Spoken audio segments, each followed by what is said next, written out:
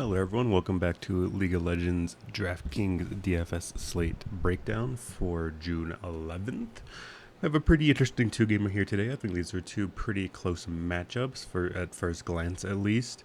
I'd be interested to see the odds, but I think these are actually two, you could argue 50-50s. Maybe you would favor a couple of these teams slightly, but I'm pretty interested to see the odds in this one. I think these are pretty close matches. I'm interested to see the odds in this one.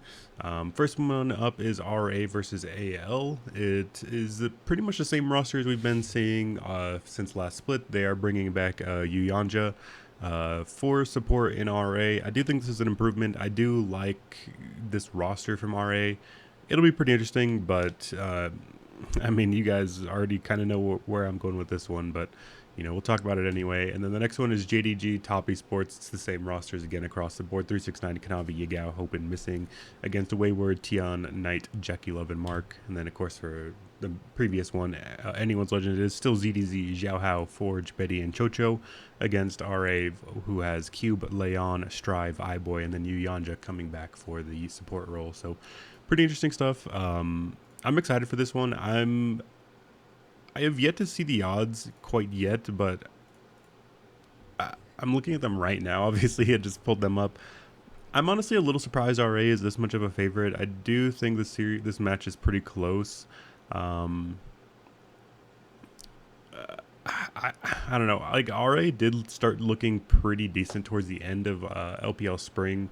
But I think after taking a little bit of break, I do think AL was kind of hitting their stride as well, and I do think AL's like kind of winning recipe, so to speak, was a little bit more replicable and a little bit more sustainable.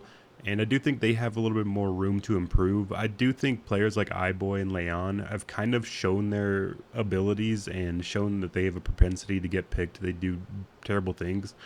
This is going to be a pretty interesting one because I can already kind of see how these games or how these AL versus RA games are going to go. RA are definitely a better macro team. They're going to accrue gold leads, but AL are definitely better team fighters. So it just kind of depends on how much RA are willing to give into those kind of fights. I would imagine RA are going to play this match pretty slow. They're going to try to avoid these big team fights with AL. You know, to their game. You know, hope if you want RA to win, that's what you would hope they would do. Because I do think when it comes down to the brawls, to the skirmishes, whether it be 2v2s, 3v3s, 5v5s, I think at most levels of fighting, AL are probably going to be favored in.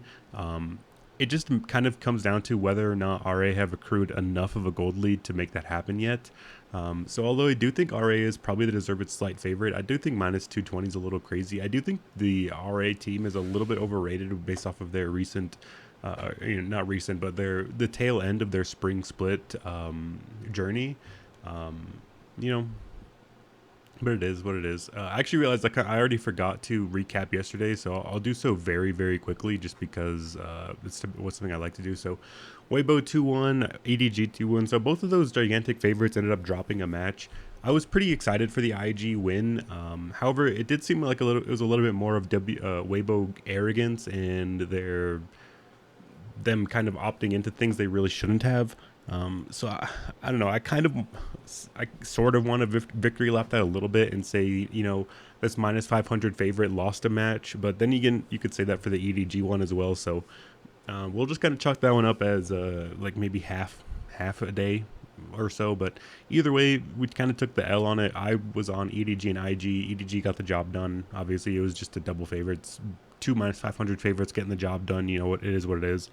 EDG did not look that lethal. I expected more from them. EDG just looked a lot worse. I don't think FPX are that great either. I think this was a pretty down performance from EDG.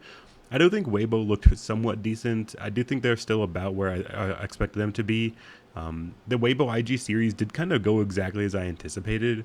The first game, they played well, played clean. I do think IG actually outdrafted them pretty handedly throughout the series. However, it didn't really matter. I do think Weibo, they kind of pulled through either way. And game two just kind of came down to, I think, Weibo making way too many mistakes, especially the Shy. it feels like if Weibo were completely buckled down and trying like full focus to win game 2, like if it was like a super serious match, I do think Weibo probably wins that series 2-0. So that's why I don't want to really toot my horn too much on that one. And then obviously we got it a little bit wrong with EDG FPX. So, it was an icebreaker day, 2 minus 500 favorites. We went light for a reason, and we didn't get the bounce our way with the IG winning. So, that's all you can ask for. If you have a whether or not you have a really good day or you just don't cash at all, if it comes down to a game 3, like a best of 1 match between IG and Weibo like that, I do think we put ourselves in a pretty good spot. So in hindsight, I'm not too unhappy with how yesterday went, even though we did lose. It is what it is. We move on to the next day. We just talked about AL, RA, so I'm not going to, re-break that down again. I do like AL. I do think their team fighting and is going to come shining through here. I do think their team fighting is much better than RA's. I just hope that they don't bleed too much gold through the early first 15-minute macro game sense.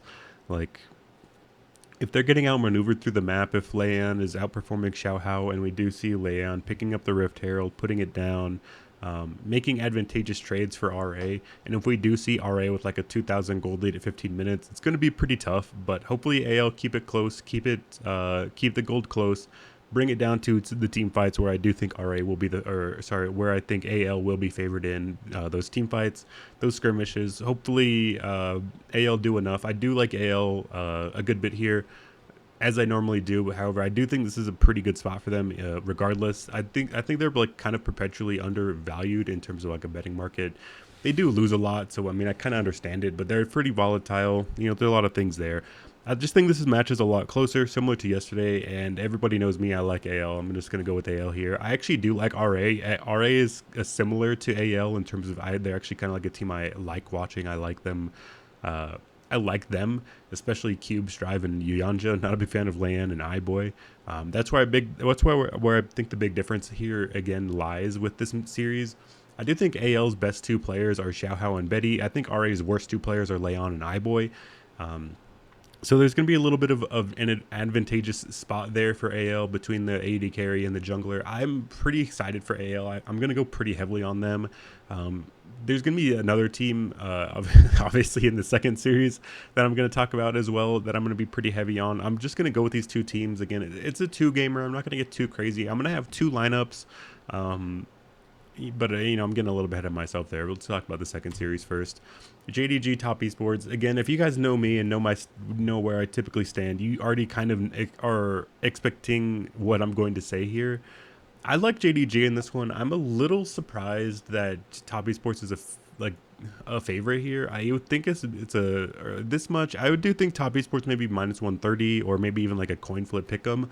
But I think JDG looked a lot better overall throughout like playoffs and stuff. I'm not too sure where the kind of like love is coming in here for Top Esports. Like they did start picking things up towards the end of spring.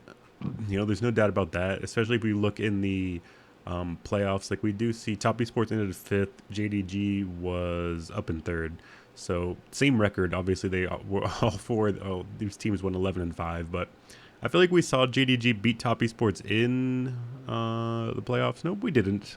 I must have been misremembering, but either way, JDG lost to RNG in V5. Like, there's no shame in that, really. Top Esports did lose in Game 5 finals, so they're probably getting pretty hyped up here. I'm honestly just kind of not agreeing with it. Call me crazy if you want. If you want to pair up AL, if you take all the AL things that I just said and pair them up with Top Esports, I think that's fine. I wouldn't blame you there. If I was going to pick a spot, I would go with AL regardless. So if you want to go AL and Top Esports, I do think that's fine. It is what it is, but I'm just not buying into this Top Esports team. The tail end of the spring results were pretty good. I can't deny that.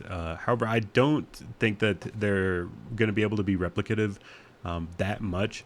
Specifically when it comes down to top lane here, I think there's a pretty big disparity in skill between 369 and Wayward, and it's probably going to shock a lot of people, but I do not like Wayward individually as a player, I should add. I think he's pretty disrespectful. He's kind of like a little version of the Shy.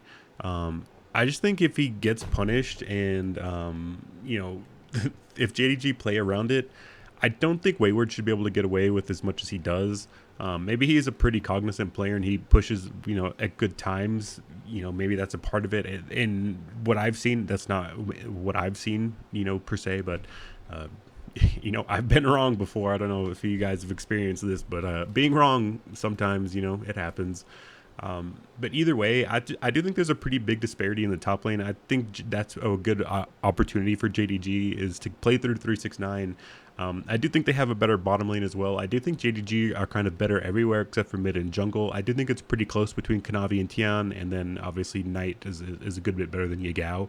I still do like Knight a ton. I do think he's probably still a top 3, top 5 mid laner maybe in the world. I'm not that high in Yagao. He's pretty hit or miss, but I do think he's like kind of asked to be like a third option. I do think they want Hope and 369 to be better. I do think, again, a big part of it here is going to be Missing. I do think Missing is a good bit better than Mark. He's going to be able to impact the map a lot more. I do think this is probably going to be a 3-game series, so that's one thing to look out for is maybe you do want to... I could see them both being 3-game series, actually, so, I wouldn't worry about sweep maybe too much, but getting a little bit ahead of myself maybe, but... yeah, I just like JDG. I do think, again, similar to how we talked about the last series, I think we're going to talk about this one pretty similarly as well. I do think JDG are the better team fighting teams. They group up better. They're much better at pushing a pace. They're much better at finding those, those spots of advantageous positions and punishing the enemies for them. So I think in that realm, I like both of these teams that kind of push the pace, better team fighting, and I feel like it's a little bit and more advantageous for the DFS aspect and DFS upside especially. So that's where I'm going. I'm going with JDG. I'm going with AL. Probably not a surprise to anybody who's watched through the spring videos and stuff, but that's where I'm leaning. In terms of what series you want to be more exposed to, the numbers would tell you the top esports JDG one. I would probably agree with that one a little bit. I do think if we were to look at more specifically like the second half of the split, I guess it's not that much, but I mean, JDG went 12-0. Holy moly!